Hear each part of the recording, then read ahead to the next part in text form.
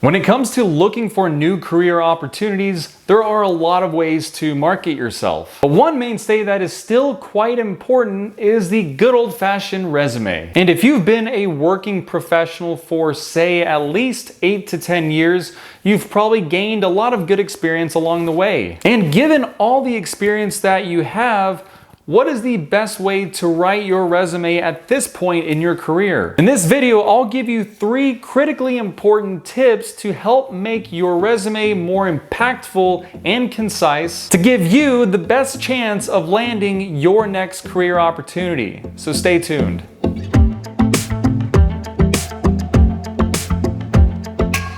Hey folks, Richard Walls here helping you with career development and personal finance. So if either of those 2 topics are of interest to you, do make sure to subscribe down below and hit the notification bell so you get notified of when I post new videos. And of course, if you like what you see, do make sure to go ahead and hit the like button down below. So with that said, let's get to it. One of the most challenging parts of writing a resume as an experienced professional is deciding which of your experiences to include and in what kind of detail. At this point, you may have enough content to fill 2 pages worth of a resume, which is the max number of pages I would recommend for anyone at any point in their career. But just because you can fill in 2 pages, does that mean you should? The answer is, it depends. Now I know you must be extremely dissatisfied with that answer, but that's the answer to a lot of things, unfortunately. So let me unpack this a little bit more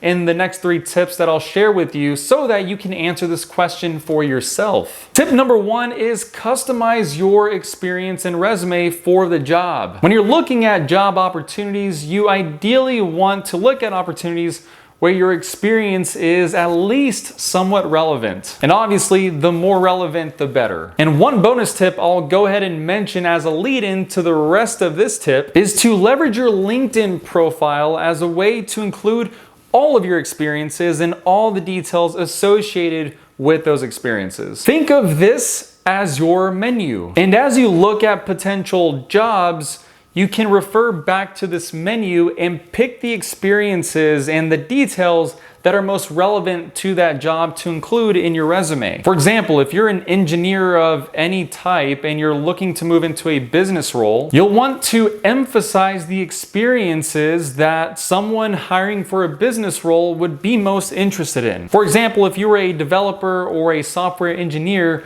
perhaps you wrote a bit of code that actually helped drive more customer conversion on the website by, say, 15%. That's a detail you want to emphasize because that is a business impact, and the more of those details you can describe, the better. And these details should not only come out in your resume, but you should also be prepared to articulate it in a meeting at length should you get the opportunity to interview. Now, all this being said, does this mean that you should exclude entirely experiences that may not be as relevant? I've got a rule of thumb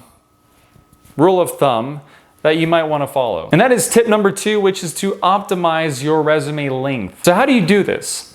I like to think of it in terms of visual impact. At minimum, you should have a 1-page resume. But if you decide to go beyond that, then you should have a minimum of 1.5 pages of content. You want to avoid having 1 page and then a few lingering lines of additional content on page 2. And there are 2 reasons for that. The first one is that it can potentially look accidental. It could look like you were working on your resume and you weren't focused on your formatting, and a few additional lines of your resume leaked onto the 2nd page unintentionally. That in and of itself doesn't look all too great. But the second reason is that it can be easily overlooked by a recruiter if they're crunched for time or if they're looking at a lot of resumes. If there's not enough content there for them to pause and take a look at it, it might be overlooked. But if you have at least half of that page filled out, there's enough substance there, enough content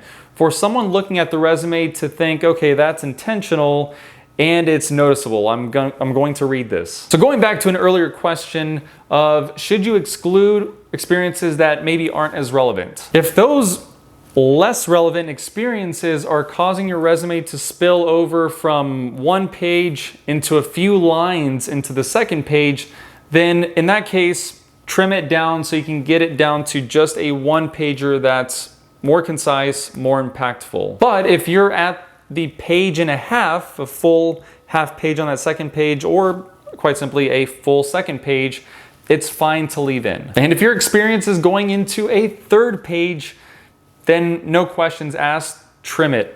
Get it down to 2 pages. Simple as that. And like I mentioned earlier, most of your experience should be very relevant, or at least somewhat relevant. You shouldn't have really anything that is completely irrelevant to the job. And if you do, that's the type of experience you may want to consider removing. The one exception to that, however, is if you're looking to make a really big career switch, possibly into a function or industry that you have really not a lot of prior experiences in. And that is another topic for another day. So again, make sure to subscribe if you haven't already. The third tip is show intentionality in your career path. With a resume, you should generally have your experiences listed in chronological order, starting with your most recent or current experience. And with that said, the experience that you have and the way in which you detail them, it should almost read like a story that you're trying to communicate about you as a person, your character, and your progression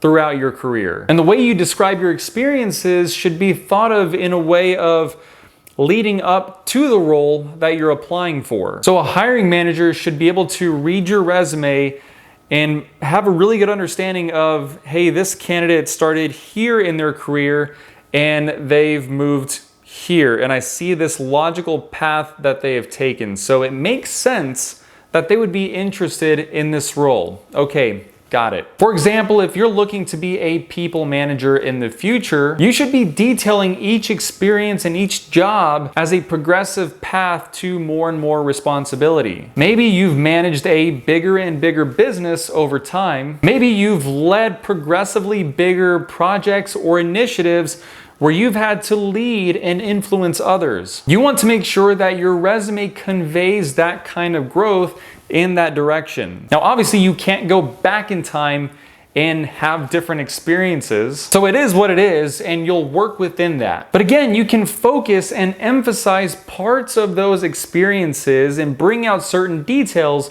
of those jobs that are most relevant and applicable to the job that you're applying for. Now, this does not mean make stuff up, which you should absolutely not do. You'll simply highlight certain parts of those experiences in different ways that is still true to those experiences. So folks, let me know down in the comments below where you're at in your career, how many years of experience you have, and how are you approaching it with respect to crafting the right resume. And let me know if there's anything that I missed or anything that could have made this a little bit more helpful. And of course, you're more than welcome to contribute your own tips in the comments section. I know my audience would be very grateful for it. So with that said, thank you so much for watching, and I'll see you around.